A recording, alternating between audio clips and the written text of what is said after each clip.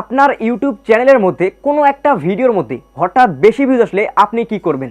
আপনাকে আমি বলে রাখি, ওই যে কোনো একটা ভিডিওর মধ্যে আপনার বেশি ভিউজ আসলো বা ভিউজ এখনও আসতেছে বা ভাইরাল হয়ে গেছে, ওই ভিডিওটার মাধ্যমে কিন্তু আপনি আপনার চ্যানেলটাকে ভাইরাল করতে পারবেন বা আপনি আপনার চ্যানেলটাকে গ্রো করতে পারবেন। সো এখন কথা হচ্ছে আপনি কি করবেন। সর্বপ্রথম যে আপনাকে কাজটি করতে হবে, ওই ভিডিওটা কোন টপিকে ছিল এটা আপনাকে জানতে হবে, বা আপনি তো জানেন যে আমি কোন টপিকের উপর ওই ভিডিওটি তৈরি করেছি। সো এখন ওই যে টপিকটা আছে, ওই টপিকটা আপনি ইউটিউবের মধ্যে গিয়ে সার্চ দেবেন। সার্চ দেওয়ার পর ওই টপিকের উপর আপনি এতটা রিসার্চ করবেন, এতটা আপনি ঘাটাঘাটি করবেন। ঘাটাঘাটি করার পর আপনি অনেকগুলো মাথার মধ্যে আইডিয়া নেবেন যে এই টপিকের উপর অন্যান্য ইউটিউবাররা কী বলেছে, বা এই টপিকের উপর অন্যান্য ভিডিওর মধ্যে এমন কী আছে যার ফলে ওই ভিডিওর মধ্যে ভিউজ নেই, আবার অন্যান্য ভিডিওর মধ্যে বেশি ভিউজ এসেছে।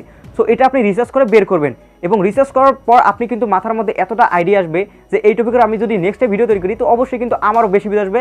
বেশি ভিউজ যদি না আসে তাহলে ভাবে নেবেন যে বেশি ভিউজ না আসলো, কিন্তু আপনার মাথার মধ্যে তো অনেক জিনিস আসলো যে এই টপিকের উপর আপনি অনেক কিছু জানেন, তাদের থেকে আপনি আরও অনেক কিছু জানেন। কারণ হচ্ছে গিয়ে আপনি কিন্তু সেই টপিকটা নিয়ে অনেক ইউটিউবার ভিডিও দেখেছেন, আপনি কিন্তু সেই টপিকটার উপর এক্সপার্ট হয়ে গেলেন।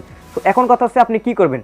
সো যেহেতু আপনার ওই টপিক নিয়ে অলরেডি একটু বেশি ভিডিও এসেছে, সো সেক্ষেত্রে আপনাকে কী করতে হবে, ওই টপিকটার উপর আপনাকে আরও একটা ভিডিও তৈরি করতে হবে। সো এখন আপনি কোন সময় ভিডিও আপলোড করবেন বা কখন আপলোড করতে হবে এটা দেখুন। যে আপনার যেহেতু ওই টপিকটা একটু ভাইরাল হয়ে গেছে, ওই টপিকটার বয়স যদি একদিন হয়ে থাকে, অর্থাৎ একদিন পর যদি আপনার দেখেন যে একটু বেশি ভিডিও এসেছে, তখন সেই দিনের মধ্যে আপনাকে আরও একটা ওই টপিকের উপর ভিডিও তৈরি করতে হবে। ধরুন যে আপনি একটা ভিডিও তৈরি করছেন যে সাবস্ক্রাইবার কীভাবে বাড়াবেন। সো এই টপিকের উপর আপনার একটা বেশি ভিডিও এসেছে বা ওই ভিডিওটা ভাইরাল হতেছে বা বেশি ভিউজ এখনও আসতে আসে। সো এখন ওই টপিকটা আপনি ইউটিউবের মধ্যে গিয়ে সার্চ দেবেন। সার্চ দেওয়ার পর ওই টপিকের উপরে আপনি অনেক রিসার্চ করবেন। রিসার্চ করার পর ওই টপিকটা নিয়ে আরও একটা ভিডিও তৈরি করবেন। ভিডিও করার পর ওই যে আগের ভিডিওটি ছিল ওই ভিডিওর থেকে পূর্বে মানে পরবর্তী সময় যে ভিডিওটি তৈরি করবেন, ওই ভিডিওর মধ্যে যেন আরও ইনফরমেশন থাকে, আরও যেন কোয়ালিটি সম্পূর্ণ হয়। তারপরে দেখবেন যে আগের ভিডিওটার মধ্যে যে ভিউজটা ছিল, পরবর্তী সময় যে আপনি ভিডিওটা আপলোড করবেন তার থেকে কিন্তু আরও বেশি ভিউজ আসবে, অর্থাৎ পরবর্তী ভিডিওর মধ্যে কিন্তু আরও বেশি ভিউজ পাবেন। তার ফলে কিন্তু আপনার চ্যানেলটা গ্রো করবে। অর্থাৎ কেন গ্রো করবে এটা আমি আপনাদেরকে বলে দিতেছি যে আপনার চ্যানেলের মধ্যে যে ভিডিওটার মধ্যে একটু বেশি ভিউজ আসলো, ওই ভিডিওটার দর্শক কিন্তু আপনার চ্যানেলের মধ্যে এখনও আছে। এখনও কিন্তু ইউটিউব কিন্তু আপনার যে ভিডিওগুলো আপলোড করবেন সেই ভিডিওর ইমপ্রেশন কিন্তু ওই দর্শকের কাছে পৌঁছাবে।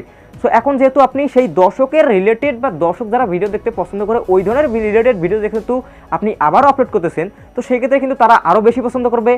এবং যারা ওই ভিডিওটি অর্থাৎ পূর্বের ভিডিওটি দেখে যারা সাবস্ক্রাইব করেনি, আপনি পরবর্তী সময় যে ভিডিওটি আপলোড করতেছেন ওই ভিডিওর মাধ্যমে কিন্তু আপনাকে কিন্তু সাবস্ক্রাইবও করতেছি। তার ফলে কী হতেছে, আপনার চ্যানেলটা গ্রো করতেছে। এর ফলে কিন্তু আপনার চ্যানেলটা ধীরে ধীরে কিন্তু ভাইরাল হয়ে যাবে। সো অবশ্যই কিন্তু এই টিপসটি আপনি আপনার চ্যানেলের মধ্যে প্রয়োগ করবেন, অবশ্যই কিন্তু আপনি রেজাল্ট পাবেন। এটা আমি 100% আপনাকে লিখে দিতে পারি।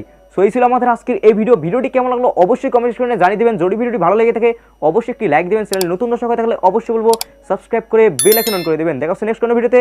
ততক্ষণ তো ভালো থাকবেন, সুস্থ থাকবেন। আল্লাহ।